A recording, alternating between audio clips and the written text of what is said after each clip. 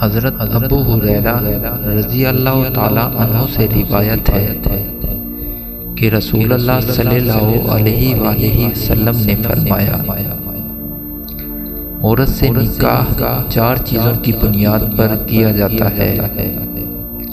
Number 1، اس کے مال کی وجہ سے۔ نمبر 2، اس کے خاندانی شرافت کی وجہ سے۔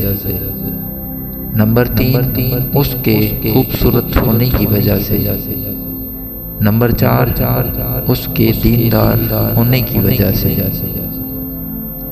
تو دیندار عورت سے نکاح کر کے کامیابی حاصل کر، اور ایسا نہ کرے گا تو تیرے ہاتھوں پر مٹی لگے گی، یعنی بعد میں تجھے ندامت ہوگی۔